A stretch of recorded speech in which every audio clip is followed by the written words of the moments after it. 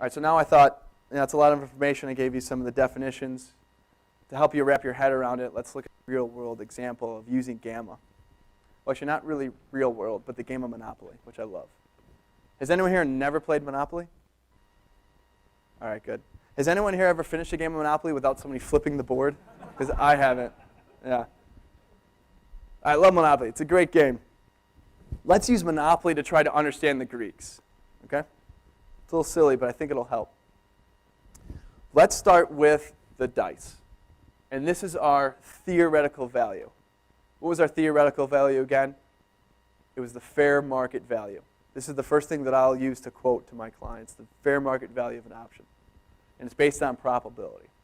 So let's say you take one die and you roll it. Over time, you expect the outcome to be 3.5, right? That's simple math. 3.5 over time. If you continue to roll the die, you add up all the numbers, you expect in the long run 3.5 points. So that's the theoretical value of an option. 3.5 is the fair market value.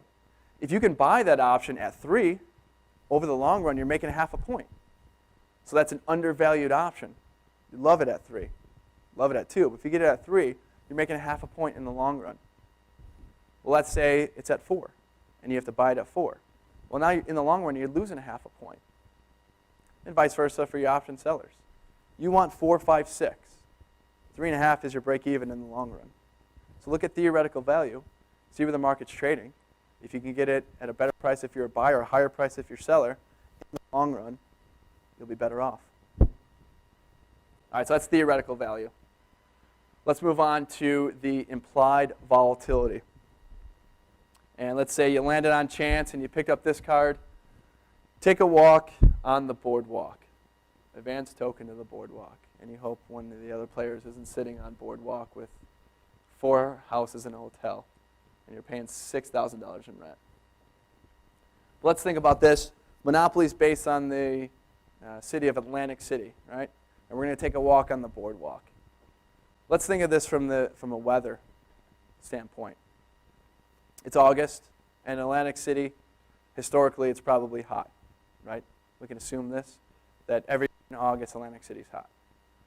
So if you're preparing to take a walk on the boardwalk, you might wear, short sleeve shirt, nice pair of pink pants, which, by the way, my dry cleaning bill's in the mail for my pants from yesterday.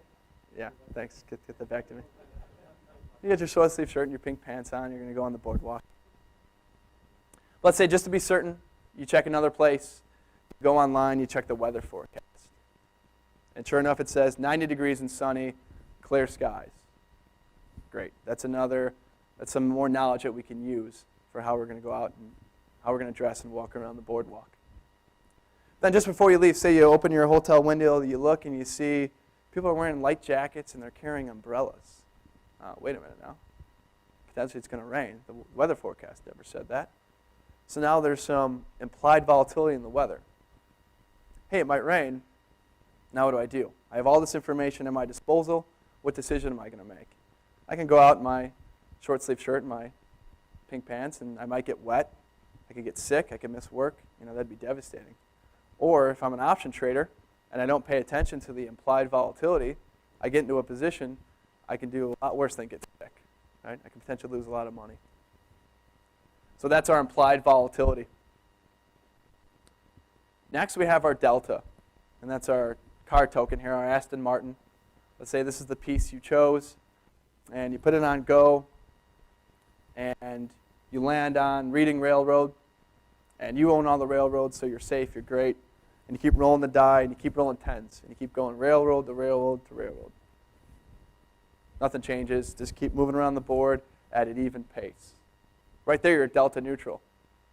You got strength, you got a call and put. You want those numbers to be equal.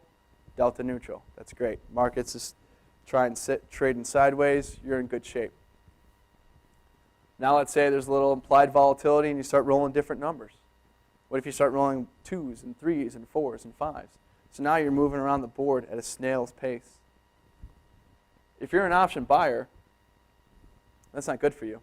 Because if you get to option expiration, we looked at that graph earlier, you're losing all your value. So those low deltas aren't good for you for option buyers. What if you're option sellers and you're rolling 12s now? You're really hitting it, and you're moving around the board at a quick pace. That's going to throw off your strangles, or perhaps because you're increasing your volatility, you're moving around that board faster. Perhaps your position now is getting closer to in the money, and that's what we're trying to stay away from. So that's our delta. We're trying to keep it delta neutral. And then our last one, our second to last one is the title deed here to Boardwalk. This is our gamma. What was gamma again? Our directional risk. Higher number, larger degree of risk. Lower number, lower degree of risk. So let's say I'm coming around near Boardwalk there, and I know David's sitting on it, so I go over and look at the card to see what kind of rent I might have to pay. Right now, he doesn't have any houses on there, so $50, no big deal. I can pay that. Perhaps I want to build something myself up top there before I get to Boardwalk. Non-issue. Let's say I know David's about to start putting some houses down, putting some hotels down. Now I've got some directional risk here because the price of the rent is going to increase. Let's say he's got 4 houses up there and the rent's $1,700. I might need to keep that aside. I might not be able to spend that $1,700 until I pass his property and pass go. Then I'm safe for at least another turn. So that is our gamma, our directional risk. And then lastly, I've got our community chest card here, get out of jail free card. This is our theta. The theta, again, was our time decay factor. Because for me, I'm playing Monopoly.